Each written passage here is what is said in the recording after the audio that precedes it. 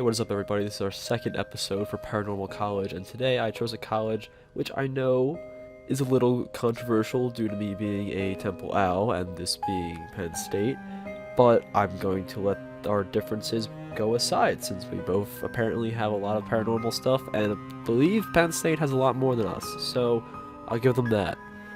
Starting us off is the Patty Library, which is believed to be haunted by Betsy Ertzma, who was a graduate student doing her research project over Thanksgiving break in 1969, when she was stabbed to death and killed in the library. The story goes that she was wearing a red dress so that the first person to find her didn't actually realize that she was stabbed. Students have experienced being touched and followed by this spirit, as well as hearing and seeing things move around in the room. Betsy's screech at the time of the murder can still be heard throughout the stacks according to some student accounts. Now I'm probably going to pronounce this wrong, but the Squab Auditorium, I believe that's how it's pronounced, but I will not be 100%. You get it, you get what I mean. Apparitions and unexplained activities seem to linger within this building.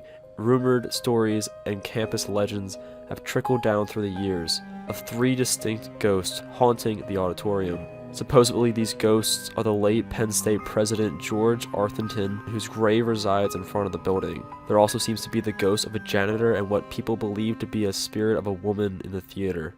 Over the years, students, staff, and faculty claim to have heard strange noises echoing throughout the building's upper levels. They would also hear footsteps, feel scratching, and see objects moving across the floor. Another ghoul said to haunt the campus is a gruesome spirit wielding an axe that usually appears around Halloween time. Although, guys, if you are in college, I'm pretty sure all colleges have this spirit, so I'm gonna chalk this off as being more of an urban legend and ghost story than legit.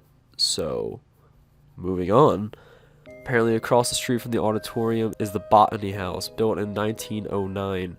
The ghost there is a former president of Penn State, and this spirit shows her displeasure with the building's plants that are not being properly cared for. She'll dump garbage and trash across the middle of the floors, unplugging computers and even flickering lights on and off. Now the last spirit that I was able to manage to find is that of Old Coley. Pretty sure a few Penn State people will know this, but I personally didn't. This is a paranormal mule. I'm not kidding. It seems that everywhere that this mule's bones have been placed on display, some form of ghost stories would follow. Students claim to hear, usually during the nighttime, the sounds of hooves clickering throughout the dark. There is also the occasional sound of the mule echoing throughout the silence of the night. Now, Penn State clearly has some ghost stories, and a lot more than we do here at Temple, so I want to give them that again. Personally, I would love to enjoy going there. I know they do have a paranormal research team like we do. However, I don't know. I used to watch them a lot, but now I'm a little skeptical about their authenticity with the show, not so much their research, because I don't know, guys.